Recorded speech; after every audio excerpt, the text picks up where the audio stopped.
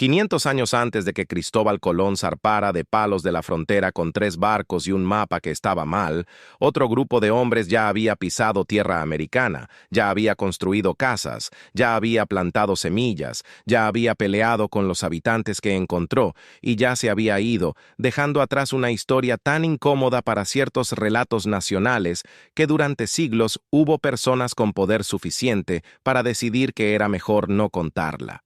Y lo que esa historia revela, cuando uno la lee completa, con las fuentes que existen y con los hallazgos arqueológicos que llevan décadas confirmando lo que los escépticos negaban, no es solo que los vikingos llegaron a América antes que Colón, es que lo que hicieron aquí, lo que encontraron, lo que intentaron y lo que fracasaron en construir, dice cosas sobre el mundo medieval que los libros que nos dieron en la escuela no están equipados para explicar, porque esos libros fueron escritos para contar una historia distinta, la historia de un descubrimiento que necesitaba ser único para tener el peso político que le asignaron, y esa necesidad dejó fuera de la conversación una verdad que estuvo enterrada en el suelo de Terranova por casi 1000 años, esperando que alguien llegara con una pala y sin prejuicios para desenterrarla. Pero aquí viene lo que nadie te dice. Si los vikingos ya estaban en América 5 siglos antes que Colón, ¿por qué no dominaron el continente? ¿Qué pasó exactamente? ¿Por qué se fueron? Y sobre todo, ¿qué habría pasado con América, con México, con el mundo entero, si hubieran decidido quedarse? Eso es lo que vamos a explorar hoy, pieza por pieza, sin saltarnos las partes incómodas ni las que contradicen lo que creías saber. Para entrar en esto, hay que ubicarse primero en el lugar del mundo donde todo empieza, que no es Escandinavia ni el Atlántico Norte, sino un lugar que hoy llamamos Islandia, y que en el siglo IX era prácticamente un experimento social sin precedentes. Los vikingos que colonizaron Islandia entre el año 870 y el 930 b.C. no llegaron ahí porque tuvieran un plan claro, ni porque algún rey les hubiera asignado tierra. Llegaron porque el modelo político de Noruega, en ese momento, dominado por Harald Cabellera Hermosa, y su campaña de unificación del reino, les generó un problema que en su cultura solo tenía una solución: moverse. En la sociedad nórdica de los siglos VIII y IX, la tierra era poder, la tierra era dignidad, y la tierra era el acceso a los recursos que determinaban si tu familia iba a comer bien o a morirse de frío el próximo invierno. Cuando Harald comenzó a concentrar el poder y a reclamar impuestos y lealtades que los jefes regionales nórdicos habían tenido la libertad de ignorar por generaciones, muchos de ellos tomaron sus barcos, sus familias, sus animales, sus herramientas y sus dioses, y se fueron al único lugar donde todavía había tierra que nadie reclamaba: el Atlántico Norte. Islandia no era un paraíso. Era un volcán rodeado de agua fría con inviernos que mataban a los animales si no se les preparaba refugio antes de noviembre. Pero tenía tierra, tenía recursos marinos que en esa época eran más abundantes que en las costas noruegas ya sobreexplotadas. Y tenía sobre todo la posibilidad de construir algo propio sin que ningún rey llegara a cobrar tributo. Los primeros colonos de Islandia, que las sagas llaman landnámsmenn, los hombres de la toma de tierra, llegaron y encontraron un lugar que los monjes irlandeses que habían estado antes que ellos ya habían abandonado porque el invierno ártico era demasiado para una comunidad de contemplativos con pocos recursos y sin entrenamiento para el frío. Los nórdicos llegaron con exactamente el conjunto de habilidades que Islandia requería: construcción en condiciones extremas, manejo de animales en invierno, conocimiento de las corrientes marinas, y la disposición cultural de considerar el trabajo físico brutal no como castigo, sino como parte normal de la vida digna. En 70 años, Islandia pasó de ser un territorio vacío a tener una población de entre 20 y 30.000 personas, una asamblea política propia llamada el Althing, que se reunía anualmente y que es considerada por muchos historiadores como el primer parlamento funcional del mundo occidental, y una economía basada en el comercio de textiles, aceite de ballena, sebo y el producto que Europa entera estaba dispuesta a pagar lo que fuera por obtener: bacalao seco. El bacalao del Atlántico Norte era, en los términos económicos del siglo X, lo que el petróleo sería para el siglo XX. Era energía portátil, no perecedera, que podía alimentar ejércitos, flotas y ciudades medievales durante meses sin refrigeración, y los islandeses nórdicos controlaban los caladeros más productivos del mundo conocido. Esa riqueza construyó barcos, y esos barcos, inevitablemente, fueron más allá de donde los barcos habían ido antes. En este punto arranca la historia que nos importa, y arranca con un hombre que fue expulsado de Islandia por matar a alguien, que es exactamente el tipo de inicio que uno esperaría para la historia del primer europeo documentado en pisar suelo americano. ¿Ya estás con nosotros? Bien, porque esto acaba de empezar y ya hay cosas que no te habían contado. Si mientras escuchas algo que te genera una pregunta o una duda que no tenías antes, guárdala, porque al final de este video vamos a pedirte que la compartas, y esos comentarios son la razón por la que este canal vale la pena hacer. Y si llegaste hoy por primera vez, la manera más directa de no perderte lo que sigue es suscribirte ahora mismo, no como gesto automático, sino porque la próxima vez que publiquemos algo que te va a hacer repensar lo que creías saber de la historia, queremos que estés ahí para verlo. Erik Thorvaldsson, que la historia conoce por el apodo que le ganó su cabello y su barba rojizos, fue expulsado de Islandia alrededor del año 982 d.C., por lo que las sagas describen con una precisión que hace casi imposible saber cuánta es historia y cuánta es narración retrospectiva. Mató a los esclavos de un vecino en una disputa que empezó por algo tan ordinario como unas vigas de madera que otro vecino le prestó y luego reclamó de vuelta de manera que Erik consideró deshonrosa.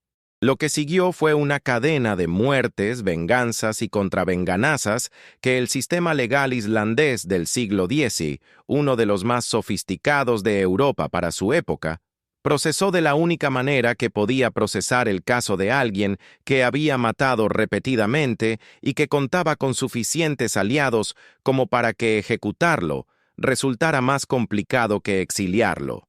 Lo condenaron a 3 años de destierro de la isla. Erik no se quedó quieto durante esos 3 años. Tomó sus barcos, reunió a los hombres que le eran leales y navegó hacia el oeste, en la dirección donde los marineros islandeses sabían desde hacía décadas que había tierra que un comerciante llamado Gunnbjörn Ulfsson había avistado unos 50 años antes, cuando una tormenta lo desvió de su ruta y lo arrojó hacia un archipiélago de rocas y hielo que nadie había reclamado ni explorado con seriedad. Erik llegó a esa tierra. La recorrió durante los 3 años que duró su destierro. Exploró sus costas, identificó los valles del sur, donde el suelo permitía pasto suficiente para animales durante los meses de verano, y regresó a Islandia con un plan que requería, antes que cualquier otra cosa, convencer a suficientes personas de que el lugar al que quería llevarlos valía el riesgo del viaje. Para eso le puso un nombre. La llamó Groenlandia, Tierra Verde. No porque fuera particularmente verde, que no lo era en comparación con Islandia y menos con Noruega, sino porque Erik entendía algo sobre el marketing que muchos fundadores de proyectos coloniales han entendido antes y después de él. Un nombre que suena a promesa atrae colonos, y colonos son lo que él necesitaba si quería construir algo que sobreviviera más de una generación. La estrategia funcionó.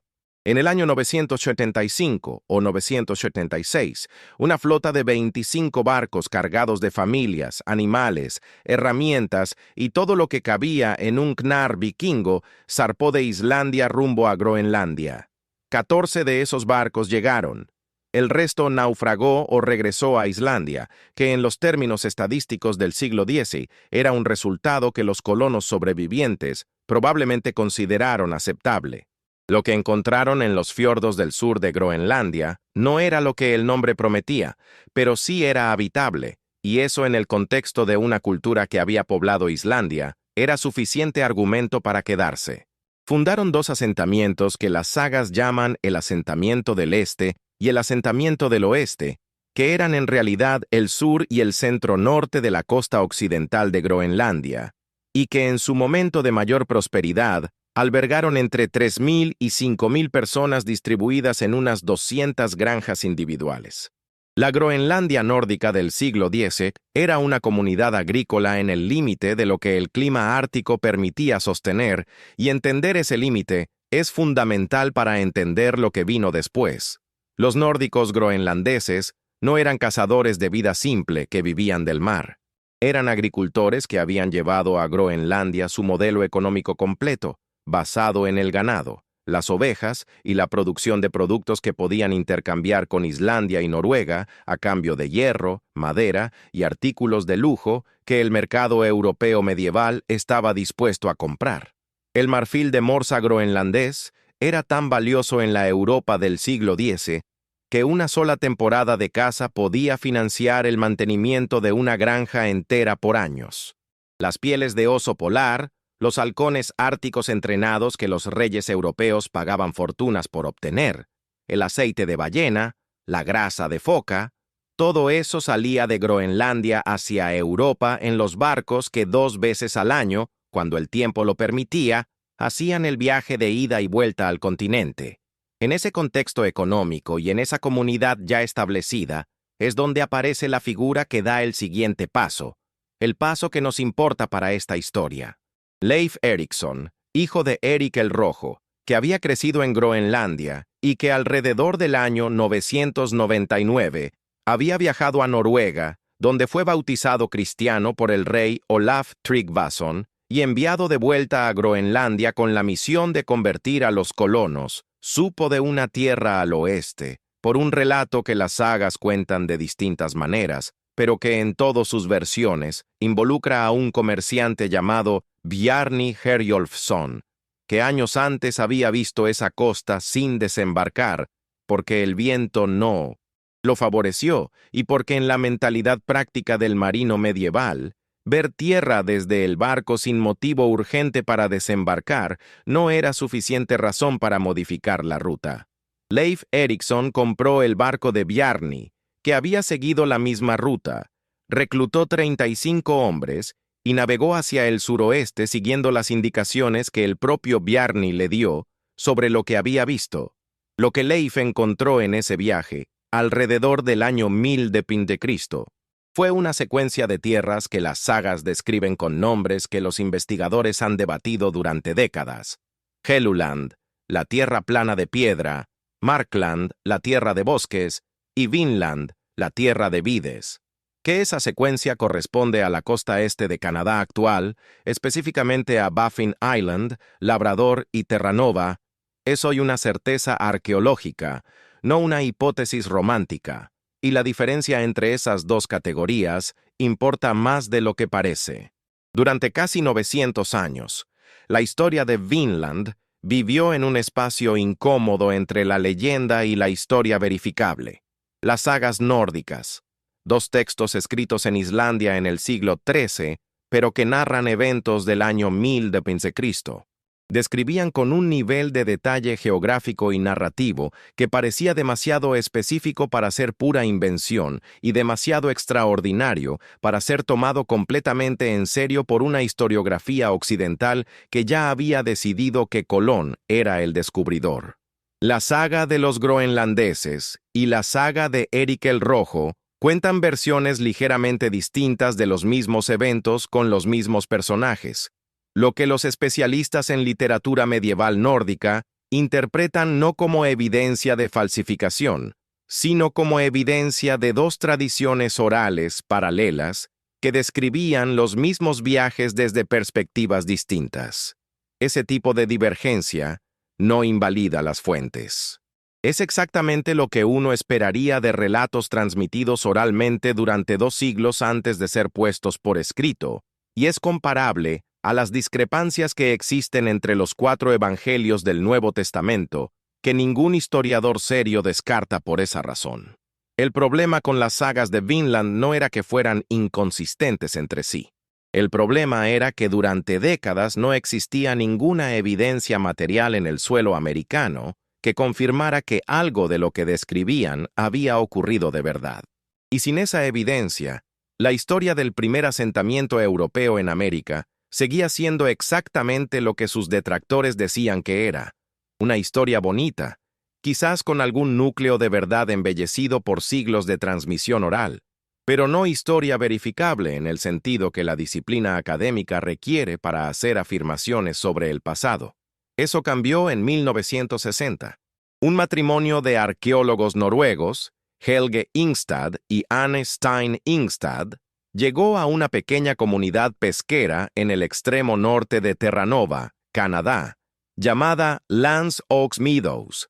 Después de años de búsqueda metódica a lo largo de la costa este norteamericana, siguiendo las coordenadas geográficas que las sagas proporcionaban, un habitante local llamado George Decker los llevó a un campo con promontorios que los pescadores locales llamaban las viejas ruinas, y que nadie había investigado con seriedad porque en Terranova en 1960 nadie estaba buscando restos de asentamientos vikingos.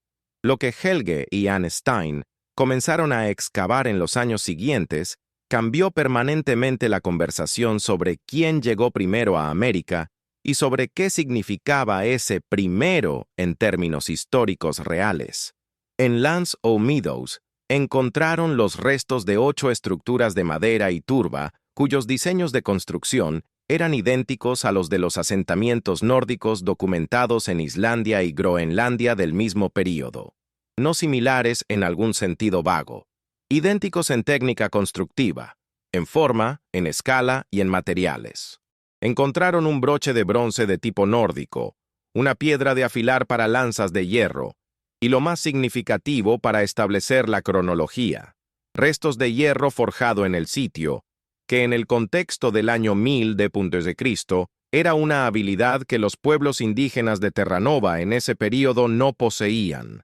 Las dataciones por carbono 14 realizadas en múltiples laboratorios independientes ubicaron el sitio consistentemente alrededor del año 1000 d.C., con un margen de error de 50 años que sigue siendo 5 siglos antes de Colón.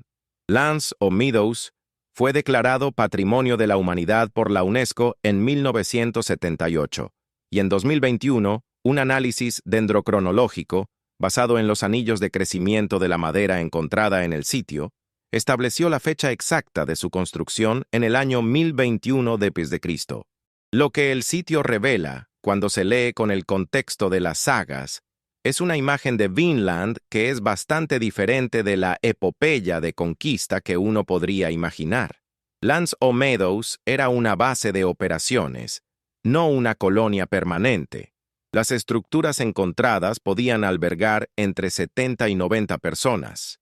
Había un taller de carpintería donde se reparaban barcos, lo que sugiere que el lugar funcionaba como punto de escala para expediciones más largas hacia el sur, posiblemente a lo largo de la costa de Nuevo Brunswick y Nueva Inglaterra, donde las vides silvestres, las uvas que le dieron el nombre a Vinland, crecen de manera natural. El tamaño y la función del asentamiento dice algo concreto sobre las intenciones de los nórdicos. Venían a buscar recursos que Groenlandia no tenía, principalmente madera, que era el material de construcción más crítico para una comunidad islandesa con bosques prácticamente inexistentes, y vides para producir vino, que en la Europa medieval era un producto litúrgico y de estatus con un mercado siempre activo. No venían a quedarse indefinidamente, o si algunos lo intentaron, algo los detuvo. Ese algo es lo que las sagas describen con una claridad que los hallazgos arqueológicos no contradicen. Los encuentros con los habitantes que ya estaban ahí. Las sagas los llaman Skrellingjar, una palabra cuya traducción exacta es debatida pero que en contexto funciona como término despectivo, y que los investigadores asocian con los pueblos Beothuk de Terranova o con los ancestros de los actuales pueblos Innu o Mi'kmaq de la región. Lo que las sagas describen en esos encuentros es una progresión que cualquier estudiante de historia colonial reconocerá con cierta incomodidad.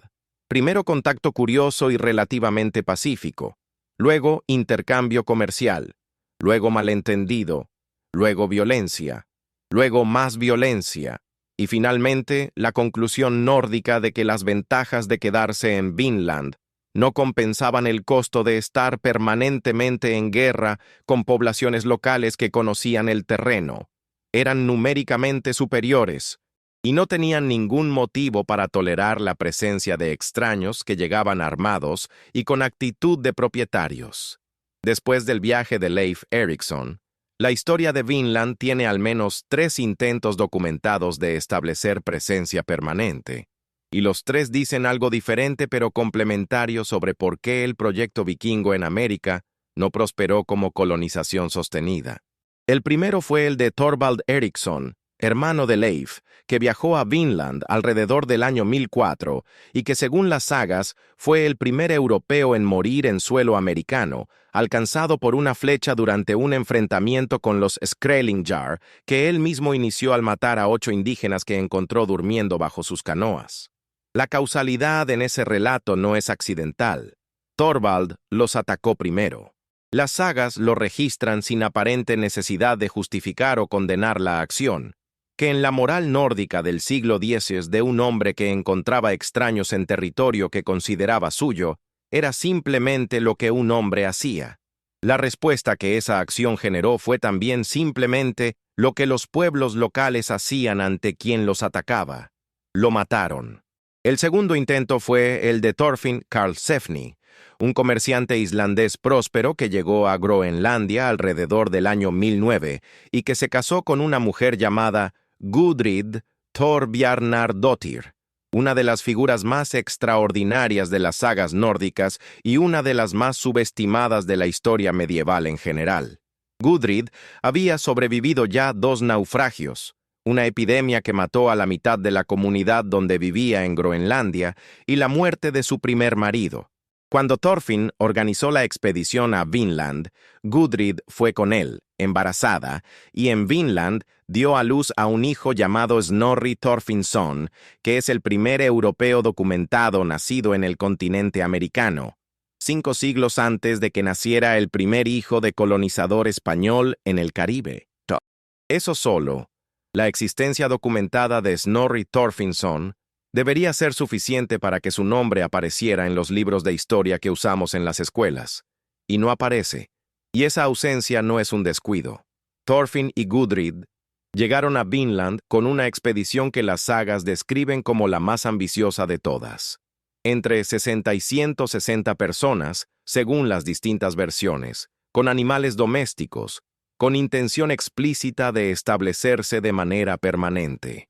Pasaron entre 2 y 3 inviernos en Vinland, que en términos de supervivencia nórdica ártica era tiempo suficiente para saber si un lugar era viable.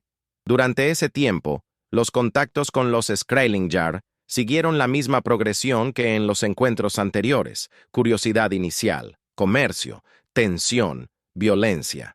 Las sagas describen un intercambio comercial interesante, donde los nórdicos ofrecían leche y tela roja y los Skrælingjar daban pieles, y donde la demanda de armas de hierro por parte de los indígenas fue rechazada por los nórdicos, que entendían exactamente lo que significaba armar militarmente a una población con la que tenías una relación inestable.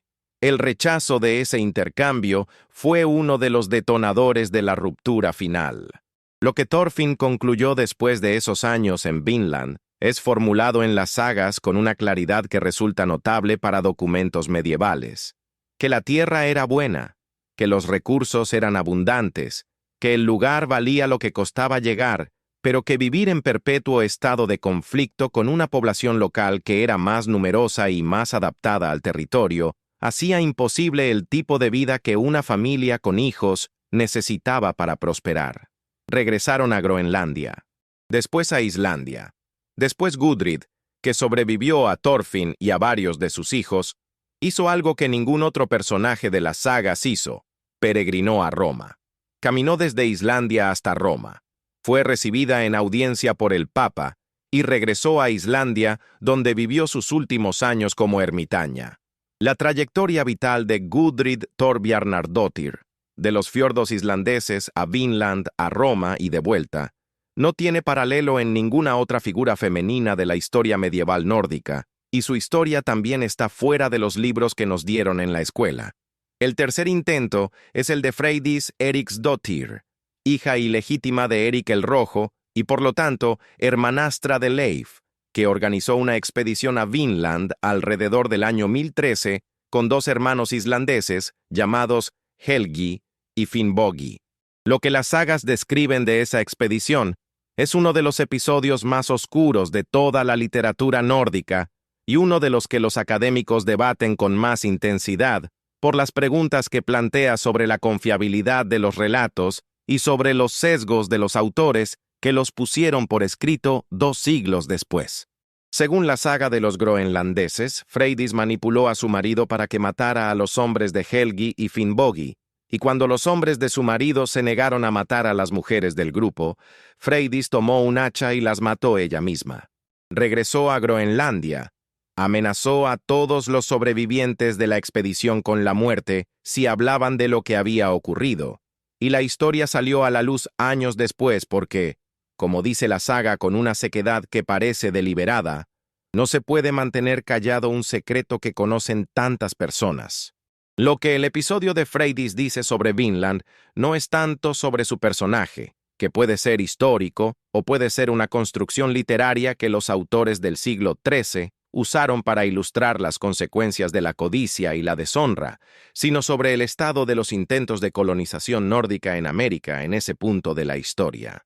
Eran expediciones que se organizaban con tensiones internas desde antes de zarpar, que llegaban a un territorio que los desafiaba de maneras para las que no estaban preparados, y que terminaban en fracasos cuyas causas las sagas atribuyen a conflictos internos tanto como a la resistencia exterior. Esa combinación, enemigos adentro y afuera, es la fórmula del colapso colonial en cualquier época, y los nórdicos no eran la excepción. Hay una pregunta que aparece inevitablemente cuando uno estudia los viajes vikingos a Vinland con honestidad. Si llegaron 500 años antes que Colón, si la tierra era buena, si los recursos eran lo que buscaban, ¿por qué no se quedaron? La respuesta que la historia popular suele dar, que los indígenas los expulsaron, es parcialmente correcta pero insuficiente para explicar el abandono completo de una región que los nórdicos sabían que existía y que siguieron mencionando en sus textos durante los siguientes 400 años. La respuesta completa requiere mirar simultáneamente 4 factores que juntos hacen que el proyecto vikingo en América fuera estructuralmente inviable en ese momento histórico, con independencia de lo valientes, hábiles o motivados que fueran los individuos involucrados. El primero es la demografía. Los nórdicos groenlandeses en el año 1000 d.C. eran entre 3.000 y 5.000 personas.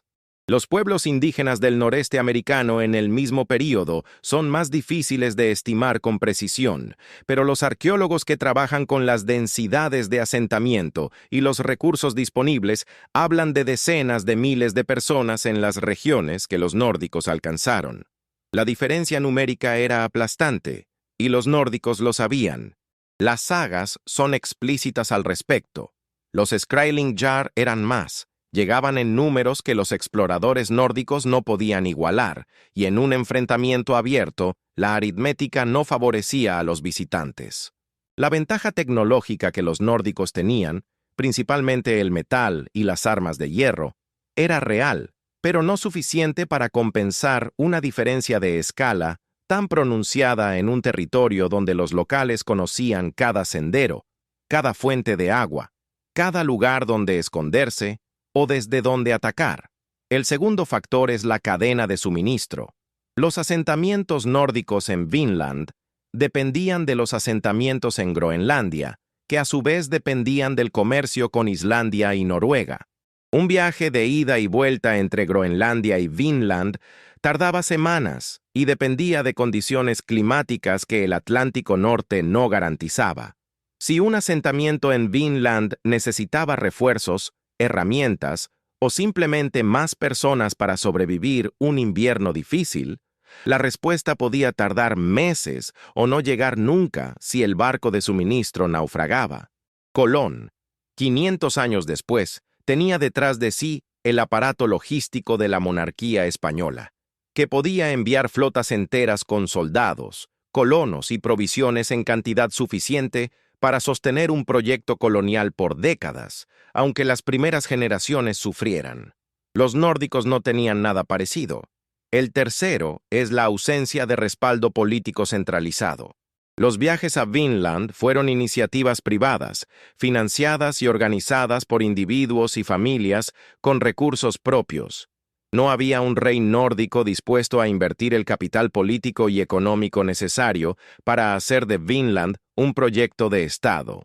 Los reyes noruegos del siglo XI estaban ocupados con sus propias guerras de consolidación territorial en Escandinavia, con la conversión al cristianismo que generaba sus propias tensiones internas, y con el comercio báltico que en términos de retorno inmediato era infinitamente más rentable que una colonia en el extremo occidental del Atlántico. Vinland era un proyecto de emprendedores privados en un mundo donde los proyectos coloniales exitosos a largo plazo requieren el respaldo de estructuras de poder que pueden sostener pérdidas durante décadas antes de ver retornos. El cuarto factor es quizás el más interesante porque es el menos obvio: el cambio climático. El período entre el año 900 y el 1220 d.C. es conocido en la historiografía climática como el período cálido medieval, un intervalo de temperaturas relativamente más altas que el promedio de los siglos anteriores y posteriores, que fue exactamente lo que hizo posible la colonización de Groenlandia. Las pastos que Erik el Rojo encontró en los fiordos del sur de Groenlandia existían porque el clima en ese momento era lo suficientemente templado para sostenerlos. A partir del siglo XIII, el clima del Atlántico Norte empezó a enfriarse en el proceso que los climatólogos llaman la pequeña edad de hielo, y ese enfriamiento hizo que los asentamientos nórdicos en Groenlandia, que ya eran frágiles, se volvieran insostenibles. Para el siglo XV, los nórdicos de Groenlandia habían desaparecido completamente, no como conquista, sino como colapso gradual ante condiciones que excedían lo que su modelo económico podía absorber. Si los asentamientos de Groenlandia colapsaron, la base desde la que se organizaban los viajes a Vinland dejó de existir antes de que el proyecto tuviera tiempo de desarrollar raíces propias. Todo esto junto responde la pregunta de por qué no se quedaron con una respuesta que es más honesta que los indígenas los expulsaron. Los nórdicos llegaron a un continente enorme con demasiada poca gente, sin apoyo de ningún estado, en el límite de su capacidad logística, en un territorio donde los habitantes locales tenían todas las ventajas que da conocer la tierra propia, y todo eso ocurrió en un momento histórico en que las condiciones climáticas que hacían viable su base de operaciones en el Atlántico Norte estaban empezando a deteriorarse. No fracasaron porque fueran malos navegantes ni porque los indígenas fueran invencibles. Fracasaron porque el mundo que encontraron era más complicado que el que sus capacidades del año 1000 podían gestionar. La pregunta contrafactual, el ¿y si?, de la historia, tiene mala reputación entre los historiadores más puristas porque parece especulación sin base verificable. Pero los historiadores que trabajan con rigor metodológico saben que el contrafactual bien hecho no inventa mundos de la nada. Trabaja a partir de lo que existía. Identifica los puntos de bifurcación donde una decisión o un evento diferente habría cambiado la trayectoria y proyecta las consecuencias probables usando lo que sabemos sobre cómo funcionan los sistemas políticos, económicos y demográficos. Con esa metodología, la pregunta, ¿qué habría pasado si los vikingos hubieran establecido una colonia permanente en América en el año 1000? Genera respuestas que son menos cómodas de lo que la pregunta parece. Lo primero que hay que establecer para que el contrafactual funcione es qué condición hipotética mínima habría hecho posible una colonización nórdica permanente. La más plausible, basada en los factores que analizamos antes, es alguna forma de respaldo político centralizado, un rey noruego o danés que decidiera invertir recursos estatales en sostener los asentamientos de Vinland de la misma manera que los monarcas ibéricos sostuvieron los asentamientos de Colón 500 años después. Con esa condición, los números cambian. Con flujo constante de colonos, con abastecimiento regular, con capacidad militar para sostener enfrentamientos sin depender de los recursos locales del asentamiento, la ecuación entre nórdicos y pueblos indígenas del noreste americano se vuelve diferente. No inversa, pero diferente.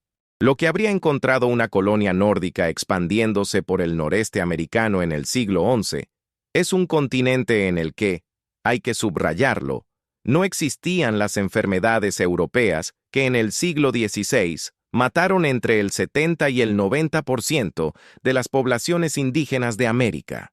Ese dato cambia todo en el escenario hipotético. Cuando los españoles llegaron al Caribe en 1492, llegaron portando bacterias y virus para los que los indígenas americanos no tenían ninguna inmunidad adquirida, y la catástrofe demográfica que siguió no fue un accidente colateral de la conquista, sino su condición de posibilidad más importante. Sin ese colapso demográfico, los conquistadores españoles con sus miles de soldados no habrían podido tomar Tenochtitlan ni ninguna otra ciudad de las que tomaron. Las cifras no daban.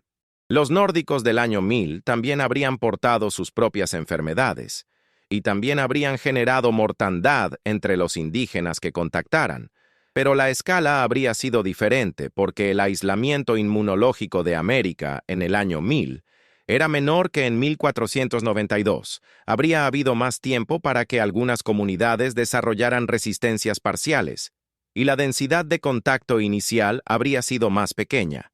Esto no significa que los efectos habrían sido benignos. Significa que el colapso total y simultáneo que ocurrió en el siglo XVI probablemente no habría ocurrido de la misma manera. ¿Habría llegado una influencia nórdica al México prehispánico? Esta es la parte más especulativa de la pregunta, y hay que manejarse con cuidado. La geografía es el primer obstáculo. Entre Terranova y el centro de México hay miles de kilómetros de tierra que en el año 1000 d.C. estaban habitados por culturas con grados variables de organización política y militar, y que habrían representado para una expansión nórdica exactamente el mismo tipo de problema que los Skrælingjar de Terranova, pero multiplicado. El México del siglo X era el México del final del período clásico y el inicio del posclásico, con el colapso de Teotihuacán ya consumado, con los toltecas en proceso de consolidar su hegemonía en el altiplano central, con culturas como la zapoteca y la mixteca en plena producción artística y política en Oaxaca, y con los pueblos del norte en transición permanente. Una expansión nórdica que avanzara por la costa este de Norteamérica habría llegado eventualmente a las culturas del sudeste del continente, los misisipianos, y sus ciudades de montículos como Cahokia, que en el año 1000 d.C. era una ciudad de entre 10 y 20.000 habitantes, comparable en tamaño a la Londres medieval del mismo período. El encuentro entre nórdicos medievales y cahoquianos medievales es un escenario histórico que no aparece en ningún libro de texto, pero que los datos demográficos y geográficos hacen completamente plausible si la colonización nórdica hubiera prosperado. La consecuencia más profunda de una colonización nórdica exitosa en América habría sido probablemente invisible para sus protagonistas: la interrupción del monopolio europeo sobre el conocimiento de la existencia de América. Si los reinos nórdicos y después los reinos cristianos de Escandinavia hubieran estado en contacto regular con el continente americano a partir del siglo XI, el conocimiento de esa tierra no habría sido un secreto guardado en las sagas islandesas que nadie en el sur de Europa leía. Habría circulado por las redes comerciales del Mar del Norte y el Báltico, que en los siglos XII y XIII se integraron en la Liga Hanseática y conectaban desde Londres hasta las ciudades del Báltico Oriental. Ese conocimiento disponible 5 siglos antes habría cambiado la geopolítica de la expansión europea de maneras que es difícil calcular con precisión, pero que habrían hecho, casi con certeza, que la conquista de América, si es que hubiera ocurrido de todas formas, hubiera tenido protagonistas diferentes, en momentos diferentes, con tecnologías diferentes, y posiblemente con consecuencias demográficas y culturales que no son las que la historia que conocemos registró. Una de las cosas que el relato simplificado de los vikingos en América suele perder es la complejidad de los encuentros que las sagas registran entre los nórdicos y los pueblos que ya habitaban esas tierras. Hay una tendencia en la divulgación histórica popular a presentar esos encuentros como una historia de choque entre civilizaciones donde los nórdicos llegan con tecnología superior y los indígenas responden con fuerza numérica. Y esa simplificación borra algo que las propias sagas preservan cuando se las lee sin el filtro de esa narrativa. Los encuentros entre nórdicos y Skrælingjar no eran encuentros entre mundos sin puntos de contacto. Eran encuentros entre dos culturas que compartían algunas cosas fundamentales y que diferían en otras que ambas partes tardaron en entender.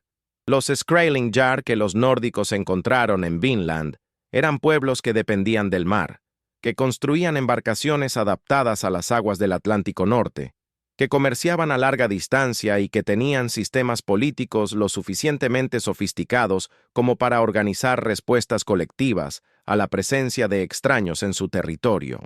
Las sagas los describen llegando en grupos numerosos en canoas que los nórdicos no podían igualar en número, y esa imagen de flota de canoas contra barcos nórdicos dice algo sobre los pueblos del noreste americano, que el término primitivos, que los autores medievales y muchos posteriores usaron sin cuestionarlo, no captura con ninguna precisión.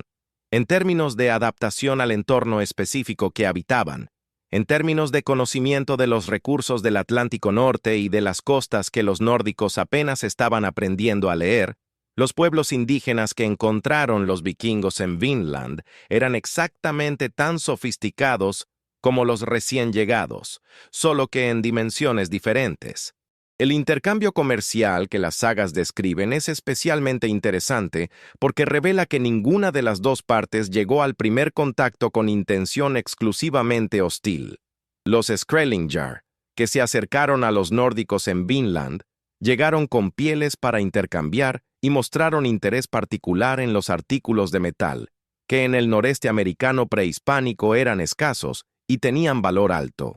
Los nórdicos tenían hierro forjado, el material más tecnológicamente valioso del mundo medieval fuera de la pólvora, que todavía no había llegado a Europa del Este. Ese intercambio, si hubiera tenido tiempo y condiciones de desarrollarse, podría haber producido una relación comercial de largo plazo, del tipo que los nórdicos tenían con los pueblos del Báltico y de Rusia, donde el comercio con culturas diferentes no solo era posible, sino que era el motor económico central de la expansión nórdica hacia el este.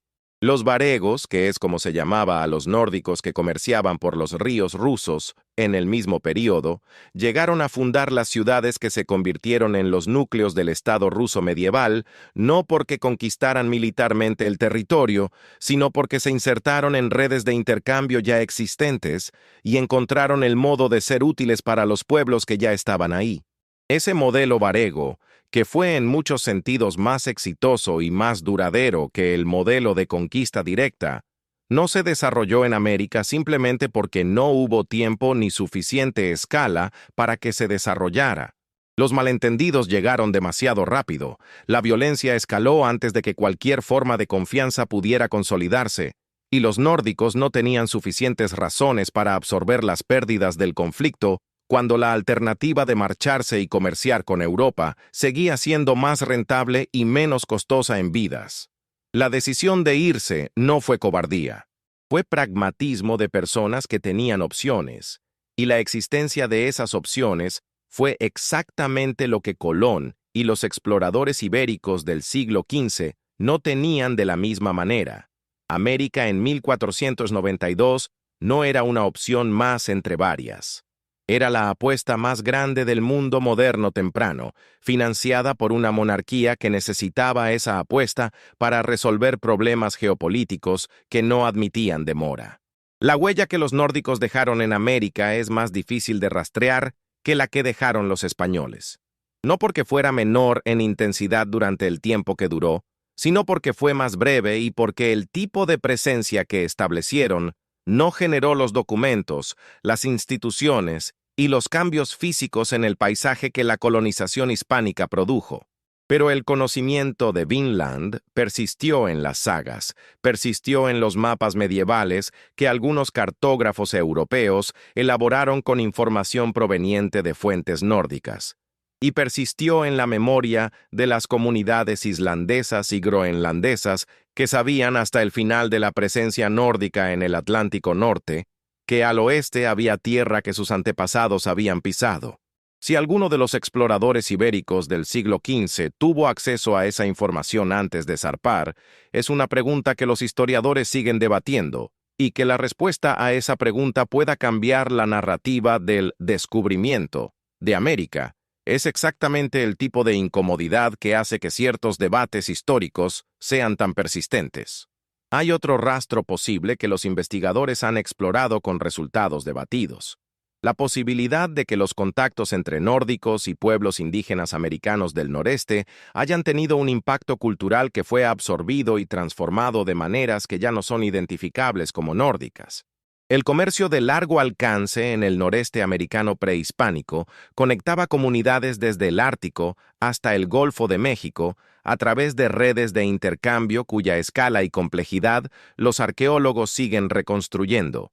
Un artículo de hierro forjado nórdico que llegara a manos de un intermediario comercial del noreste americano podía, en principio, recorrer miles de kilómetros a través de esas redes antes de llegar a un destino final.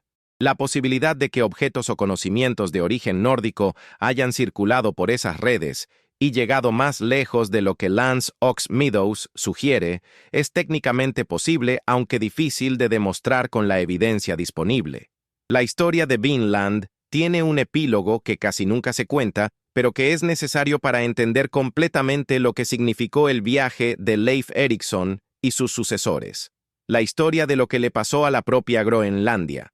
Los asentamientos nórdicos de Groenlandia, que fueron la base desde la que se organizaron todos los viajes a Vinland, sobrevivieron durante casi 500 años.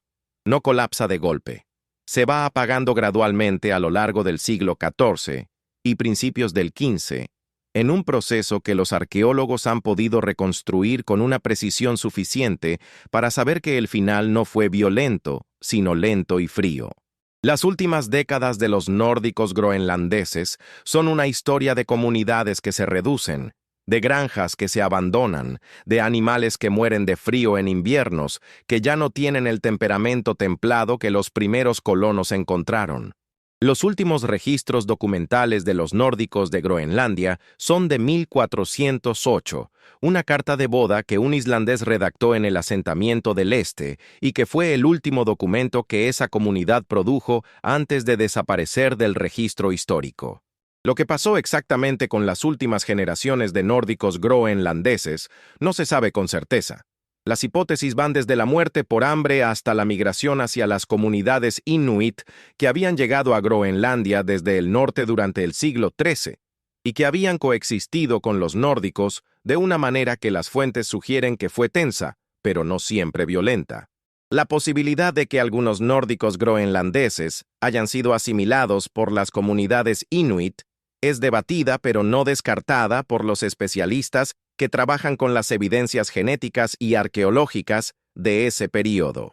Con la desaparición de los nórdicos groenlandeses, el conocimiento práctico de cómo llegar a Vinland, que no era conocimiento teórico sino conocimiento encarnado en personas que habían hecho el viaje o que lo habían aprendido de quienes lo hicieron, se perdió también. Las sagas que lo preservaban no circulaban fuera de Islandia. Los mapas que algunos cartógrafos medievales habían elaborado con información parcialmente proveniente de fuentes nórdicas eran documentos de circulación limitada en un mundo donde el acceso a la información geográfica era un recurso estratégico que los estados guardaban con celo.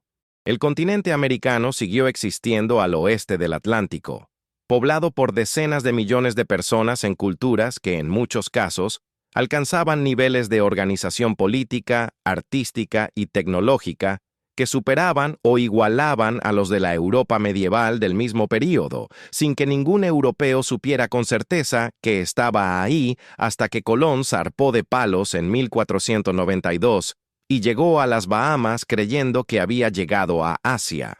Ese es el arco completo de la historia de Vinland. Un proyecto de exploración y colonización que fue real, que fue exitoso en sus términos más modestos, que fue registrado en documentos que sobrevivieron 1000 años, que fue confirmado por la arqueología en el siglo XX, y que sin embargo no cambió el rumbo de la historia porque no tuvo detrás de sí las condiciones estructurales, demográficas, políticas y tecnológicas que habrían hecho posible que ese primer contacto se convirtiera en presencia permanente. La historia de Vinland no es la historia de un fracaso, es la historia de un éxito parcial que llegó antes de que el mundo tuviera las condiciones para convertirlo en algo diferente. Y esa diferencia de 500 años entre Leif Erikson y Colón no es solo cronológica. Es la diferencia entre un mundo donde un grupo de algunas decenas de personas podía cruzar el Atlántico por iniciativa propia y un mundo donde los estados europeos podían organizar flotas enteras para sostener proyectos coloniales de escala continental durante décadas, con independencia del costo humano que eso requiriera. Lo que la historia de Vinland revela sobre América, y específicamente sobre lo que este continente era antes de que cualquier europeo pusiera un pie en él, es algo que vale la pena cargar después de todo lo que escucharon hoy. América en el año 1000 d.C. Era un continente densamente poblado, con culturas en distintos estadios de desarrollo político y tecnológico, con redes de comercio de largo alcance que conectaban regiones separadas por miles de kilómetros y con pueblos que, cuando llegaron los nórdicos, fueron perfectamente capaces de evaluar la situación, decidir su respuesta y ejecutarla de manera que resultó suficientemente efectiva para que la colonización nórdica no prosperara. No eran víctimas pasivas esperando ser conquistadas. Eran actores con agencia, con conocimiento de su territorio, con sistemas de comunicación y organización suficientes para responder a una amenaza nueva de una manera que en el año 1000 resultó exitosa. Que esa agencia no fuera suficiente contra lo que llegó en el siglo XVI, con sus enfermedades, sus números, su tecnología y su respaldo estatal, no la invalida. La describe en su contexto real, que es el único contexto en que la historia tiene sentido. Ahora mismo quiero que pienses en algo específico. ¿Cuál de todos los y sí que aparecieron en este video te quedó más resonando? No el que parece más importante académicamente, el que a ti, con tu historia, con lo que traes, con el país y la cultura y el momento desde donde estás escuchando esto, te generó algo. Ese pensamiento es tuyo, y esta comunidad lo quiere escuchar. Escríbelo en los comentarios. No el resumen de lo que aprendiste hoy. Eso ya lo tienes tú. Lo que queremos es ese momento donde algo hizo clic o algo no cerró del todo y te dejó pensando. Esos comentarios son los que hacen que este canal valga la pena construir, y los leemos todos, sin excepción. Una cosa más antes de que te vayas.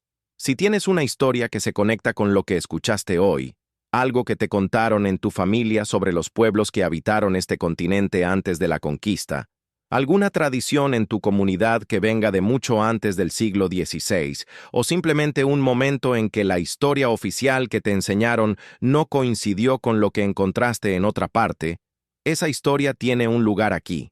Esta comunidad se construye con lo que cada quien trae, y lo que tú traes, lo que viviste, lo que aprendiste, lo que te callaron, no tiene precio ni equivalente en ningún libro académico. Cuéntanoslo. Y si hay una civilización, un período, un personaje de la historia de este continente, que quieras que investiguemos con el mismo nivel de detalle con que trabajamos este video, dinos cuál es. Las mejores ideas para lo que sigue siempre han venido de alguien que vio un video, sintió algo y decidió quedarse. Este canal existe porque hay personas que quieren que exista. Si hoy llegaste aquí y algo de lo que escuchaste te importó, ya sabes lo que significa suscribirte. No es un botón. Es una forma de decir que la próxima vez que investiguemos algo que nadie más está contando con este nivel de cuidado, quieres estar ahí cuando salga. Nos vemos en el siguiente.